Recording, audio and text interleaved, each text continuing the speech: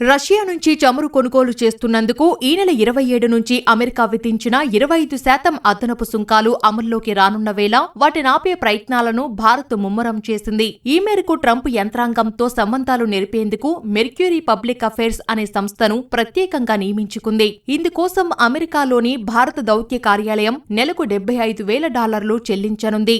మొత్తం 3 నెలల పాటు ఒప్పందం అమల్లో ఉండనుంది. మెర్క్యూరీ సంస్థలో రిపబ్లికన్ పార్టీకి చెందిన మాజీ సెనేటర్ డేవిడ్ విట్టర్తో పాటు 2020లో ట్రంప్ ప్రచార బృందంలో పనిచేసిన బ్రయాన్ భాగస్వామ్యులుగా ఉన్నారు. న్యూయార్క్ రాష్ట్రానికి సెనేటర్గా ఎన్నికైన తొలి ఇండో అమెరికన్ కెవిన్ థామస్ కూడా వీరికి సాయం చేయనున్నారు. ప్రస్తుతం శ్వేతసౌధం చీఫ్ ఆఫ్ స్టాఫ్ గా వ్యవహరిస్తున్న సూసీ విలిస్ కు మెర్క్యూరీ సంస్థతో సంబంధాలున్నాయి. 2024 వరకు ఆమె ఈ సంస్థలో పనిచేశారు. ఆ తర్వాత శ్వేతసౌధంలో బాధ్యతలు చేపట్టారు.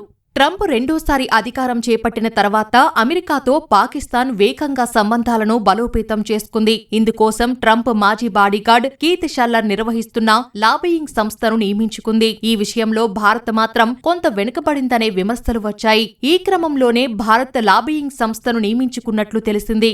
భారత్ ఇప్పటికే ట్రంప్ మాజీ సహాయకుడు జేసన్ మిల్లర్ కు చెందిన SHW పార్ట్నర్స్ LLCని నియమించుకొని నెలకు $150,000 చెల్లిస్తోంది. అమెరికాతో కీలకమైన ఒప్పందాలు, ఇతర పనులను పూర్తి చేసుకోవడానికి చాలా దేశాలు లాబియింగ్ సంస్థలను నియమించుకుంటుంటాయి.